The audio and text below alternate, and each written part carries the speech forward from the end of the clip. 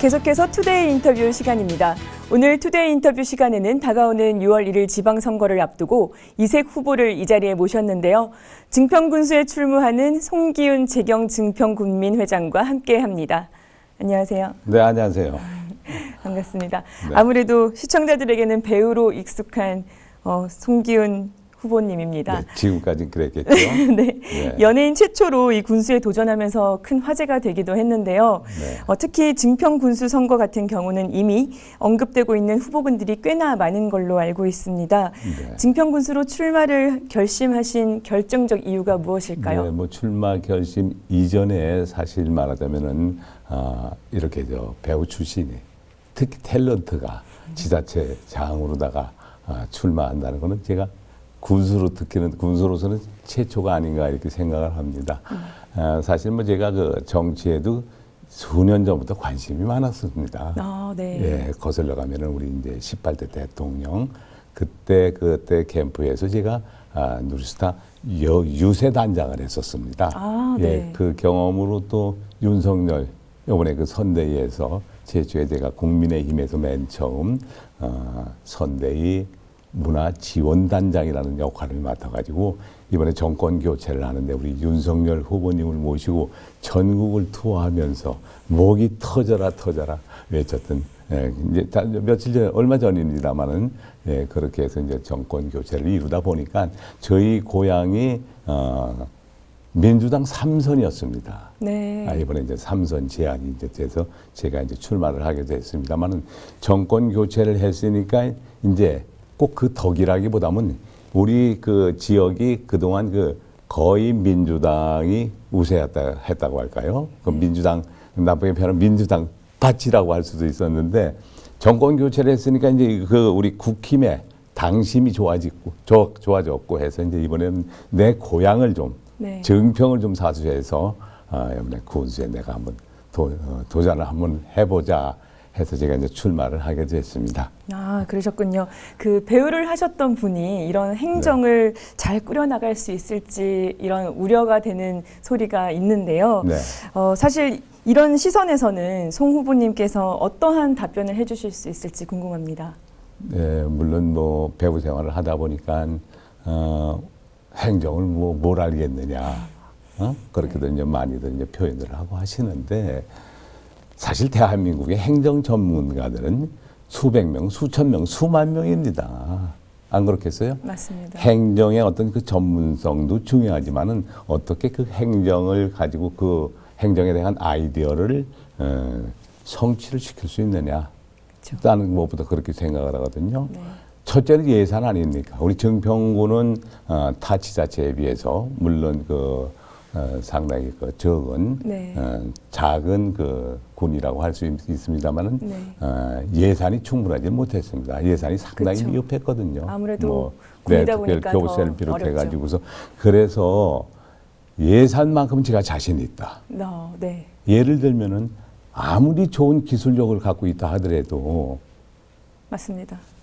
사장이 재료를 못 사다 주면은 만들 그 수가 기술을 없죠. 발휘하지 못하는 거 아닙니까? 재판 기술자가 아무리 뭐 장인 정신을 갖고 있다 하더라도 돈이 없으면 재료를 못 사는데 그게 뭐 행정이 이루어질 수 있겠습니까? 그래서 이제 행정은 행정가라고 이제 하지만서도 네. 각자의 역할 분담이 분명히 있을 겁니다. 그리고 이제 제가 같은 경우에는 행정 경험이 전혀 없는 사람이 아닙니다. 네. 좋습니다. 그러면 이번 그 증평군수 출마 관련해서요. 네. 그 가족분들께서는 어떠한 의견이었는지 궁금합니다. 네, 반대가 심했죠. 우선은 제가 이제 그 전에 제가 증평군 증평읍 중동 51번지에서 태어나서 네. 거기에서 초등학교, 중학교, 고등학교, 대학까지 다녔습니다. 제가. 예, 그러다가 이제 MBC TV 공채 시험 합격이 되는 바람에 올라가서 이제 지금까지 배우 생활을 제가 해왔습니다만 저희 식구가 죽어도 안 내려가겠다는 거예요. 그동안 뭐 부모님이 계셨기 때문에 네. 일주일이 뭐다 하고 이제 드나들었지만서도 네. 증평 가서 새롭게 정착을 하고 싶지는 않다. 그래서 제가 사정을 했죠. 마지막 내 고향에 가서 내가 하고 싶은 일은 네. 내 고향을 발전시키면서 정말 존경받는 어른으로 네. 살다가 내 고향에서 뼈를 묻고 내가 생을 마감했으면 좋겠다.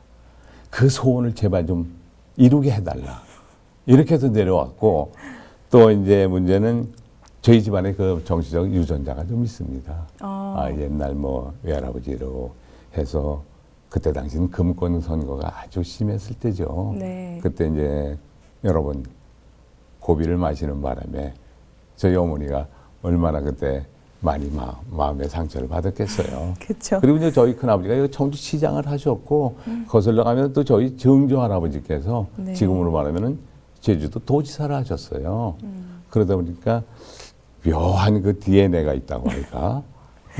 그리고 또 한 가지 더 말씀드리면 저희 어머니가 살아생전에 절대로 정자도 꺼내지 말라고 했어요. 너무 싫어하셨을 것 네. 같습니다. 근데 이제 3년 전에 어머니가 돌아가시고 나니까 네. 이게 묘하게 이렇게 작동을 하더라고요. 그래서 내 고향만큼 내가 자신 있게 발전시킬 수 있는 능력과 나는 힘이 있다. 그렇게 생각을 해가지고 결심을 하게 된 겁니다. 그걸 또 설득을 다 당해 주셨네요. 가족들께서. 와, 어쨌든 이 증평군수 선거의 경쟁 후보가 굉장히 많은데요. 네. 이 필승 전략과 자신만의 강점이라고 하면 어떤 것들이 있을까요? 우리 후보님만의 강점. 네, 물론 뭐 다 후보님들께서도 다 그만한 능력이 되고 또 지역을 위해서 많이 또 헌신하신 분들이라고 생각을 하니까 충분히 자격이 있다 해서 나오셨겠죠. 그렇지만 저는 말하자면 저 중앙에 제가 뭐 사업이다 또 무슨 많은 단체를 이끌어가면서 네. 어떤 그 풍부한 그 인맥 네. 그리고 또 뭐 정재계를 비롯한 또 좋은 그 단체라고 할까요? 네. 여러 가지 경험을 풍부했습니다. 그래서 이제 조금 이제 자랑이라고 하면은 뭐 사법, 입법, 행정에 대한 뭐 수장 되시는 분들, 정재계 뭐 그분들을 다 인맥을 동원하다 보면 내 고향만큼 충분히 발전시킬 수 있지 않나. 그리고 우리가 이 자리를 빌어서 분명히 말씀드리겠습니다. 수년 전에 우리 군에서 해결하지 못한 민원이 있었습니다. 네. 그 민원을 저한테 혹시 도움이 있으면 좀 해결해달라. 도와달라. 네. 그래서 연락이 와서 그때 제가 상임위원장을 직접 찾아갔습니다. 이게 제 고향 일인데 임기 중에 지금 바로 장관님한테 전화 좀 해서 네. 이 민원을 좀 해결해서 제가 떳떳하게 제 고향을 좀 방문할 수 있게 좀 해주십시오. 했더니 그 자리에서 바로 장관님한테 전화를 해서 상임위원장님께서 그래서 그때 민간인 신분으로서 제가 이제 민원에 큰 보탬을 주었는데 하물며 제가 군수가 되면 무슨 일을 못할까 하는 그런 자신감을 또 얻게 된 겁니다. 그렇군요. 그 송기현 후보님이 준비한 공약 3가지를 강력한 공약 3가지를 한번 말씀해 주시겠어요? 네, 제 공약이라고 하면요. 저희 고향이 지금 2015년 이후에 지금 인구가 줄고 있습니다. 네. 네, 1000여 명 가까이 줄고 있는 상황에서 네. 그것도 문제거니와 첫째는 대기업이 유치가 돼야지 우리가 OECD 국가에서 가장 저출산 국가라고 하지만은 네. 지금 아기의 울음소리로 증평 군민의 인원을 증가시키기는 어렵지 않나 해서 이제 어떤 대기업의 유치로 해서 고용 창출이 중요하다. 네. 그래서 제 계획은 2,500~600명 정도 그렇게 고용 창출을 해서 인구를 늘리겠다. 그리고 또 하나 서운한 거는 제가 이제 배우라서 그런지는 몰라도 아직도 증평이라는 지명을 대한민국 분들이 모르고 계시는 분들이 너무 많을 때 속상하다는 얘기예요. 왜? 그렇죠. 사람은 이름표가 중요한 거 아닙니까? 네, 맞습니다. 돌아가신 우리 정주영 왕 회장님께서도 사업도 그렇고 모든 게 마케팅이다. 그래서 증평을 홍보하고 알리고 부족한 그 자원을 그 세수를 늘리고 하는 데는 이 송기훈이가 가장 적임자가 아닌가 이렇게 생각을 해봤습니다. 네. 정리를 해보자면 그 첫 번째는 대기업 유치 네, 대기업 유치를 해서 유동 인구를 늘리겠다. 늘리고 그리고 또 그리고 두 고용 번째는 창출해서 네. 인원을 늘리고 네. 그리고 이제 내 고향 증평을 홍보를 해서 네.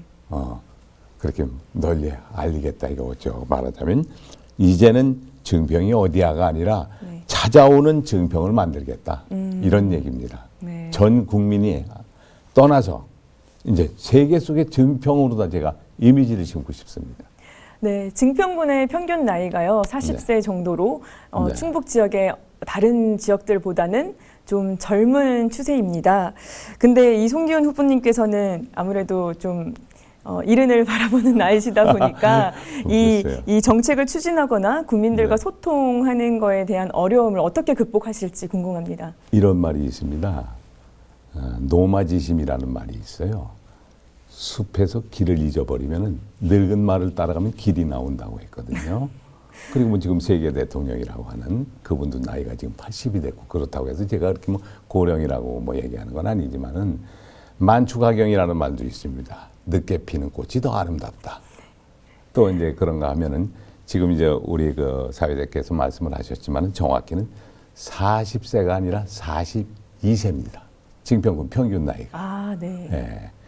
그래서 우리 저 증평군에 보면 이제 노인분들이 또 의외로 많이 계시지 않습니까? 네. 기존에 또 이제 거의 또 기득권 또 세력이라는 그런 분들이 많이 계시고 있습니다만은 이제 가보면은 어느 정도 그 지자체에서 마을 단위별로 보면은 그래도 노인들에 대한 복지를 비롯해서 안식처라든가 이런 것들이 많이 이제 좋아진 것 같은데 뭐가 문제냐? 생계의 위협을 받고 있는 분들이 아직 많이 계시다는 얘기예요. 아, 네. 그래서 그분들을 위한 것은 국가에서 복지를 한다 하더라도 지자체를 통해서도 하지만은 그분들을 모시는 거는 자식 세대란 말입니다. 네. 그러면 우리 30대, 40대, 50대들이 일자리가 지금 없다는 얘기예요. 그분들이 일자리로 해서 고정 수입이 있어야 되고 또 그분들의 어떤 이익 창출로 부모 세대를 모실 수 있는 그런 기틀이 마련이 돼야 되는데 네.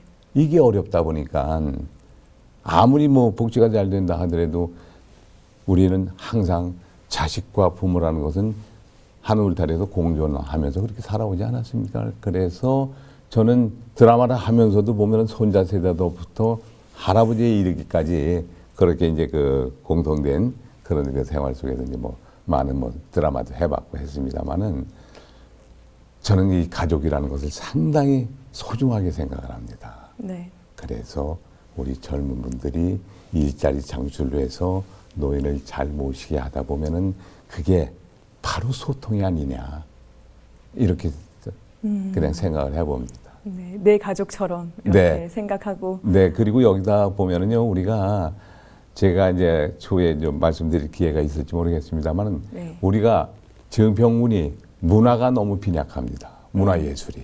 그래서 문화융성군으로 인해서 우리 젊은이들이 더 활력을 찾고 또 젊음과 함께 마음껏 자기네들이 발산할 수 있는 그런 그 도시로 제가 만들고 싶습니다. 네, 송예비 후보님께서는요, 연예인들이 재방류를 받을 수 있도록 우리 노력한 협회 초대 이사장이라고 들었습니다. 맞습니다. 네, 어떻게 이런 노력을 하셨는지 궁금합니다. 저도 재방비를 받고 있는 입장으로서 무지 네. 궁금하거든요. 사실 그 작가분들은 이미 오래전부터 재방송료를 받고 있었습니다. 그런데 우리 연예인이라고 하는 소위 무슨 뭐 탤런트, 개그맨, 또 성우, 또 MC분들 이런 분들이 전혀 재방송료를 받지를 못하는 데 대해서는 우리가 너무 불이익을 받는 거 아니냐. 그래서 제가 그때 이 실현자 한국방송 최초의 실현자 권리협회라는 것을 설립을 하게 된 것입니다. 네.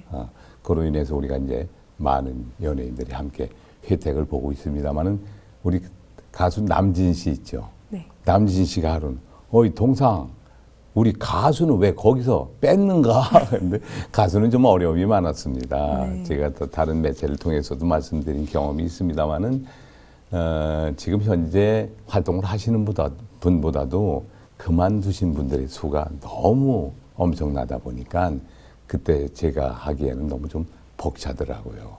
그래서 이제 그렇게 시작을 해서 현재 16,000여 명의 연예인이 연간 한 350억 이상 네. 그렇게 이제 수혜를 보고 있습니다만 그로 인해서 제가 불이익을 많이 받았습니다. 그때 한때.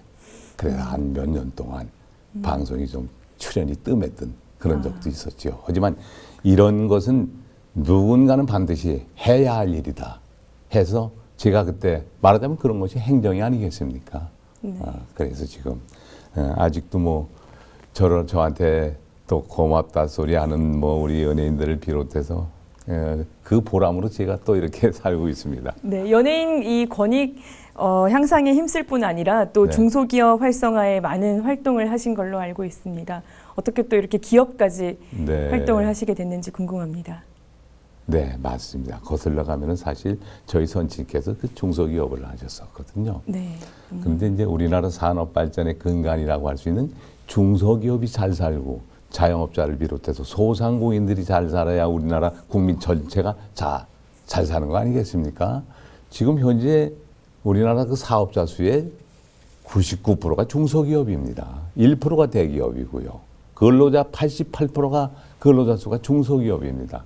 그래서 옛날부터 말하자면은 중소기업과 대기업 간의 이 상생 정책이 이루어져야지 국민 정책이 잘 살아야 되지 않겠느냐. 적합업종제도라는 것도 옛날에 있어가지고 말하자면은 그걸 제시를 했습니다마는 각 지역마다 특산품이 있고 또 그 정서라는 게 있지 않습니까? 네. 그런 특산품마저 대기업에서 잠식을 해버리니까 소위 말하는 이제 골목 상권이 다 죽고 해서 우리 중소기업들이 너무 어려움을 겪고 있다. 그래서 이제 우리가 이 중소기업은 좋은 기술력이 있다 하더라도 자금난으로 해서 많이 잠식이 되는 경우가 있습니다. 그래서 좋은 기술력이 있으면 우리가 그 마케팅에 일익을 담당을 해보자, 우리 연예인들이. 그래서 그때 최보람 씨, 강부자 씨를 제가 고문으로 모시고, 뭐 재수정 씨, 이덕화 씨, 뭐 또 박정수 씨, 많은 연예인들이, 김용건 씨를 비롯해서 수십 명의 그 인원들이 함께 동참을 해가지고서 저희들이 지금까지 지금 그 단체를 이끌고 있습니다. 네, 그래서 그때 당시도 제가 죄송합니다. 네. 한 말씀 드리고 싶은 게 중소기업을 우리가 선호하지 못하는 그런 그 소비자들이 많이 있지 않습니까? 왜?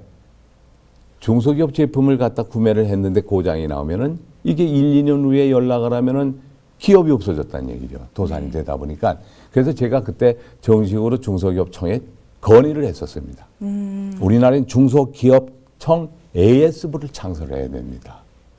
그래야만이 믿고 소비자들이 샀던 이 제품에 문제가 생겼을 때 어쨌거나 국가에서 허가해 준 제품 아닙니까? 기업이 도산돼도 이 AS 제품은 국가에서 AS를 해줘야지 마땅하지 않느냐. 그래야 중소기업 제품이 붐이 일어나지 않느냐. 그래서 그 우리 중소기업들이 많이 도산되는 걸 보고 너무 마음이 안타깝죠. 끝으로 앞으로의 당부 말씀과 계획 부탁드립니다. 네. 네, 사랑하는 우리 정평 국민 여러분, 국민의힘 군수 예비 후보 송기훈입니다. 제가 분명히 출마 선언을 할 때 말씀을 드렸습니다. 제가 말씀드린 대기업 유치, 그리고 고용 창출, 그리고 또 제가 꿈꾸고 있는 예술사관학교, 예술인 마을, 여러 가지 아주 멋진 공약이 많이 있습니다.